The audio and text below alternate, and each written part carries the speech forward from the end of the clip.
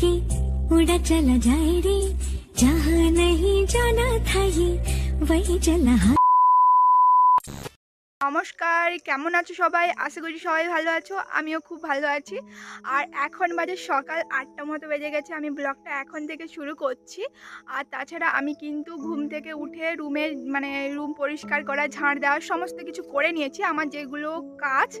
আর তাছাড়া কিন্তু আমি ব্রাশ আরও করে, চান আরও করে নিয়েছি, যেহেতু আমাকে পুজো করতে হবে। তো চলো আজকে কি করি না করি সমস্ত কিছু যতটা পারবো তোমাদের সাথে শেয়ার করব। তো তোমরা প্রথম থেকে শেষ পর্যন্ত ভিডিওটা দেখতে থাকো। আশা করি আজকের ভিডিওটা সবারই ভালো লাগবে। চলো দেখতে থাকো। এই দেখো, আমি কিন্তু গাছ থেকে ফুল তুলে ঠাকুর ঘরে চলে এসেছি। আর যেহেতু দেরি হয়ে যাবে তো তাড়াতাড়ি করে এসে বাসি ফুল ঠাকুরের কাছে যে ছিল ওইগুলো পরিষ্কার করে গপুকে চান করিয়ে কিন্তু বসিয়ে দিয়েছি। তারপরে দেখো সব ঠাকুরকে কিন্তু আমি ফুল দিয়ে দিয়েছি। আর বেশি দেরি করব না, কারণ রান্না করতে হবে, সকালে কিছু করতে হবে, নাহলে বাবা এসে খাবে কি। তো সেই কারণে দেখো মামুনি না এই শাকগুলো কিন্তু বাগান থেকে নিয়ে এসছে, এটা আমাদেরই বাগানের শাক। তো ওইটা বললো যে একটু বেছে নিবে, যেহেতু ঘাস আরও আছে, মানে কেটে নিয়ে এসছে। তো ওইটা কিন্তু বেছে কিন্তু কেটে তুমি বসিয়ে দাও শাক ভাজাটা, কারণ দেরি হয়ে যাবে, বাবা আসলেই খাবে। আর প্রত্যেক দিনে সত্যি কথা বলতে আলু ভাজা বা অন্যান্য ভাজা কিছু খেতে ভালো লাগে না, একটু শাক ভাজা হলে পান্তা আরও খেতে ভালো লাগে, যেহেতু পান্তা ভাত আরও বাবা আরও খায়। তো সকালে সেই কারণে কিন্তু ওই শাক ভাজা করছিলাম আমি। আর সেই কারণে মামুনি বললো একটু পেঁয়াজটা আর লঙ্কাটা বেশি দিবে আর একটু চিনি দিবে। তো আমি বললাম ঠিক আছে। সেই কারণে দেখো শাকে না আমি একটু পেঁয়াজটা বেশি দিয়েছি আর একটু কিন্তু মিষ্টি দিয়েছি। ওই মিষ্টি মানে একটু চিনি দিয়েছি ওই স্বাদটা ব্যালেন্স করার জন্য।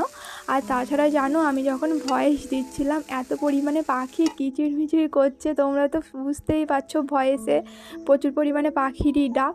যেহেতু গাছপালা আমার বাড়ির চারিদিকে অনেক পরিমাণে আছে, আর যেহেতু আমার বাড়িটা তো গ্রামে, তো প্রচুর পরিমাণে গাছপালা আছে, তো তোমরা একটু অ্যাডজাস্ট করে নিও। আর তাছাড়া দেখো শাক ভাজা যখন হয়েছিল তখন বাবা বললো গরম গরম শাক ভাজা দিয়ে বরং পান্তা খেয়ে নিই। তো তখনই কিন্তু তারা পান্তা খেয়ে নিয়েছিল, আর আমি কিন্তু দেরি করেছিলাম মুড়ি খেতে। তো তারপরে কিন্তু এই দেখো আমি মুড়ি খেয়ে নিচ্ছিলাম। আর আমি কিন্তু মুড়িতে কিন্তু শাক ভাজা নিইনি, কারণ আমার ওই শাকটা ভালো লাগে না। তো সেই কারণে কিন্তু আমি ওই ঝুড়ি ভাজা আরও দিয়ে খাচ্ছিলাম। আর মামুনি বলছিল একটু শাক ভাজা নিতে, ভালো হয়েছে। তবু আমি বললাম না, আমার এমনিতে ভালো লাগে না, তো সেই কারণে কিন্তু নিইনি। আর ওই শাকটা বলতে গেলে আমার ভাজাতে ততটা বেশি ভালো লাগে না, একটা চচ্চড়ি হয় না শাকের, ওইটাই ভালো লাগে। আর এটাকে বলে খসলা শাক, কোথায় কি বলে জানি না, এটা আমাদের এদিকে বলে খসলা শাক। আর তারপরে খাওয়া দাওয়া করছিলাম, তখনই না একজন আসলো, মানে ওই যে লোহার টিন আরও ওইগুলো নিয়ে যায় না। তো এই গ্রামের দিকে এগুলো আসে, শহরে বা অন্যান্য জায়গায় আসে কিনা সেটা আমি বলতে পারবো না। তো এদিকে আসছিল। আর আমাদের বাড়ির কিন্তু ওই যে পেরেক বা লোহার মানে পুরাতন জিনিসগুলো, ওইগুলো না বাবা বলছে জমিয়ে রেখে তো কোনো কাজ নেই, তাছাড়া বিক্রি করে দিলে ভালো। তো ওইগুলো কিন্তু বাবা বিক্রি করছিল। আর এই দেখো এই গাছটাতে এত পরিমাণে ফুল হয়েছে, ছোট ছোট কড়ি হয়েছে, আর কি ভালো লাগছে, এত পরিমাণে সেন্টও দিয়েছে না। আর ওই দিকে কিন্তু মামুনি সকালবেলা ঝাড় দিচ্ছিল, আর এই দিকে কিন্তু বাবা ওইগুলো কিন্তু ওকে বের করে দিচ্ছিল। আর যেইগুলো লাগবে পেরেকগুলো, যেগুলো ভালো, তো সেইগুলো কিন্তু বাবা রেখেও দিচ্ছিল। আর তারপরে এই জিনিসগুলো কিন্তু বাবা বলছিল মেপে দাও আর কত কেমন হয়েছে বলো। তো ওইগুলো দেখো ও মেপে দিয়েছে, ওইটাই হিসাব করছে। আর বাবা কিন্তু পয়সাটা হিসাব করে নিয়ে আমাকে পয়সাটা ধরিয়ে দিল, বলছে নাও এটা কিন্তু তোমার সকাল সকাল পয়সা হয়ে গেল। তো সেটাই কিন্তু বাবা দিচ্ছিল, কিন্তু আমি ওই পয়সাটা নিইনি, দিয়ে দিয়েছি অবশ্য, আমার লাগবে না তুমি রাখো। আর তারপরে কিন্তু বাবা আমাকে জিজ্ঞেস করছে যে মাছ আছে রান্নার জন্য। তো আমি বললাম না, রান্নার জন্য তো মাছ নেই। বলছে ঠিক আছে আমি পুকুরে জাল ফেলছি, মাছ ধরে দিব। তো আমাকে জিজ্ঞেস করছে যে কী মাছটা ধরবো বলো। বললাম যেইটা পড়বে সেইটাই ধরো। আর সত্যি বলতে আমাদের পুকুরে তো অনেক মাছ আছে। তো বাবা বলছে ঠিক আছে দেখি কী মাছটা পড়ে। আর সত্যি কথা বলতে না আমার বাড়িতে তো আমরা তিনজনই থাকি, বাবা আর শাশুড়ি মা আর আমি। তো সেই কারণে সত্যি কথা বলতে যে আমি যে এই বাড়ির যে বৌমা, তো ওইটা কিন্তু ওরা ভাবে না, ওরা কিন্তু আমাকে মেয়ের মতনই ভাবে। আর সত্যি বলতে না, মেয়ের মতো যতটা ভাবে আরও খুব বেশিও ভালোবাসে ওরা। আর আমার যেটা ইচ্ছে, আমি কি খাবো না খাবো, আমাকে জিজ্ঞেস করে রান্না করা, সমস্ত কিছু, কি কিনবে না কিনবে, মানে কি খাবে বলো, কি শেষ হয়ে গেছে বলো, মানে সবটাই কিন্তু আমাকে জিজ্ঞেস করে। আর আমার না খুবই খুবই ভালো লাগে। তো সেই কারণে কিন্তু আমাদের ফ্যামিলিটা না, মানে কি বলবো, আমরা পুরো তিনজন যে থাকি না বাড়িতে, পুরো বন্ধুর মতো। মানে যে ও শাশুড়ি মা, শ্বশুর মশাই, আমি বৌমা, এইরকম নয়, আমরা পুরো জাস্ট ফ্রেন্ডলি হিসেবেই থাকি। আর সত্যি খুব ভালো লাগে আমার। আর বাবা কিন্তু পুকুরে জাল ফেলছে, আর আমাকে বললো তুমি পুকুর ঘাটে বসো, আর কোন মাছটা ধরবো, যেই মাছটা তুমি খাবে ওই মাছটাই ধরবো। দেখো ওই পাশে গিয়ে আমাকে জিজ্ঞেস করছে কি পড়েছে, সিলভার কাপ মামনি নিবে না, ঝোল হবে।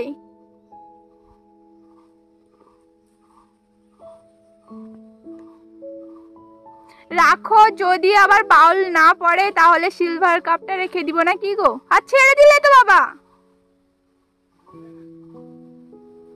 আবার যদি না পড়ে?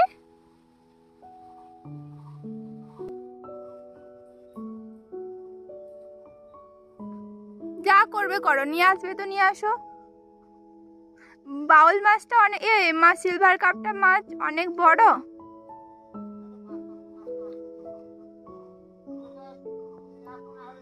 ও নিয়ে আসো, আবার পরে যদি বাউল না পড়ে নিয়ে আসো, যেইটা পড়েছে সেইটা নিয়ে আসো।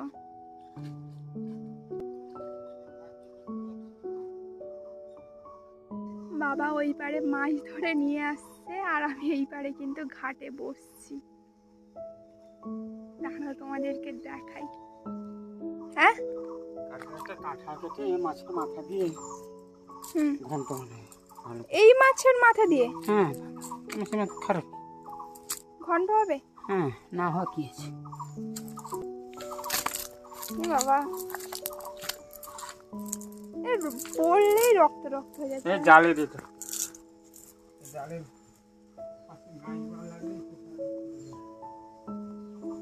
আর দেখো ওই যে বাবা মাছটা ধরেছিল, ওই মাছটা দিয়ে কিন্তু একটা রান্না করা হয়েছিল, ঝোল, একটা ঝাল দেওয়া করা হয়েছিল, আর একটা আমার জন্য মাছ ভেজেছিলাম, যেহেতু আমার তরকারিতে মাছ খেতে ভালো লাগে না, আর এটা কলা ভাজা হয়েছিল। তো এই হলো দুপুরের মানে খাবার তৈরি করা হয়েছে।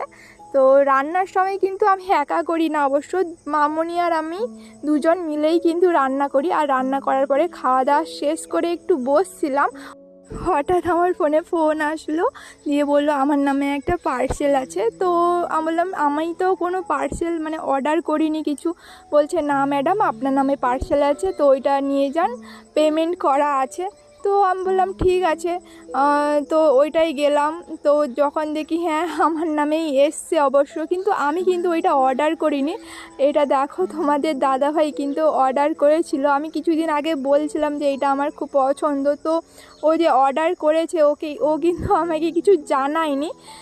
তো বাড়িতে নিয়ে এসে পার্সেলটা কিন্তু আমি ওইটা খুলছিলাম, আমি কিন্তু বুঝতে পেরেছি ওটার ভেতরে ড্রেসই আছে, কিন্তু আমাকে কিছু জানায়নি, যে হঠাৎের উপরে একটা কি বলবো সারপ্রাইজ টাইপের হয়ে গেছে। তো যাই হোক না, কিন্তু তোমাদের দাদাভাই তারপরে ফোন করে বলছে যে পার্সেলটা পেয়েছো কি না। আমি বললাম হ্যাঁ পেয়েছি। বললাম তুমি তো কই আমাকে বলোনি। তো বললো না কিছু বলিনি, সারপ্রাইজ। বললাম ঠিক আছে। তো ওইটা কিন্তু মানে খুব আনন্দ হচ্ছিলো যে হ্যাঁ দেখি কেমন এসছে। তো এসেই কিন্তু আমি বসে পড়েছি আগে ড্রেসটা দেখার জন্য, যে মানে ঠিকঠাক এসছে কিনা সব কিছু, বা ভালো এসছে কিনা।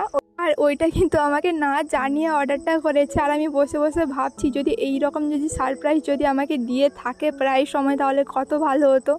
তো ওইটাই দেখো, ড্রেসটা কিন্তু ভালোই এসছে, খারাপ আসেনি, আর আমার তো খুবই ভালো লেগেছে দেখো।